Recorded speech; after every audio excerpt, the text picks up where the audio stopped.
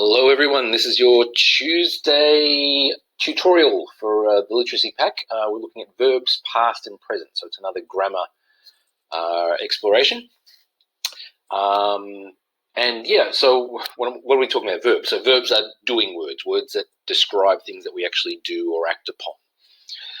But yes, in English we have tenses. Now what are tenses? Tenses basically indicate when things happen.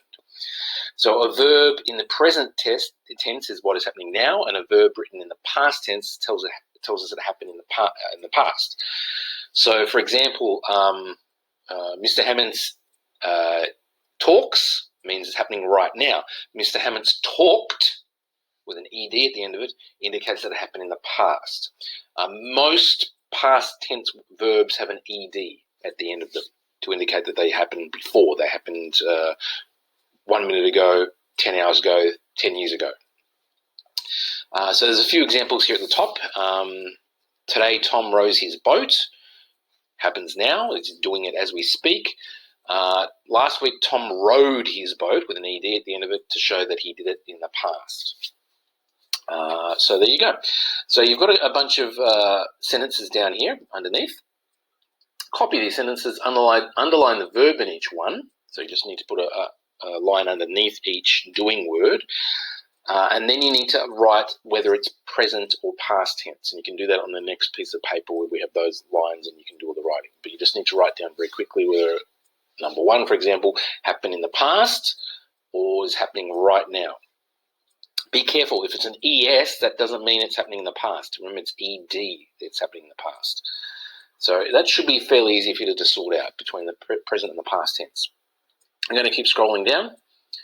Now we've got a pair of sentences using, write a pair of sentences using each verb from the box. So there's a whole bunch of verbs in that purple box there. In the first sentence, you should write in the present tense, so basically as they are right there in the box. Then you should write another sentence indicating they happened in the past. So I want you to think about it, ED, remember, at the end of the verb, and make it interesting. Try to come up with something slightly different in terms of how you're going to use them each time. Okay. And then down here we have another box where you've got a verb, and then you've got to write it down very quickly whether it happened in the present or the past tense. So, for example, wait. In the present tense, that would be Tom waits. In the past tense, that would be Tom, remember the ED. And lucky last, at the bottom, you've got some punctuation again. Remember, capital letters, full stops, capital letters at the beginning of sentences, full stops at the end of sentences, and capital letters also for proper nouns, which again you should all be experts at by now. Okay, and as you can see, you've got some working out paper underneath. So that's Tuesday's tutorial. We've got a bit more tense work tomorrow as well. And then we've got science and history, or history and science in that order.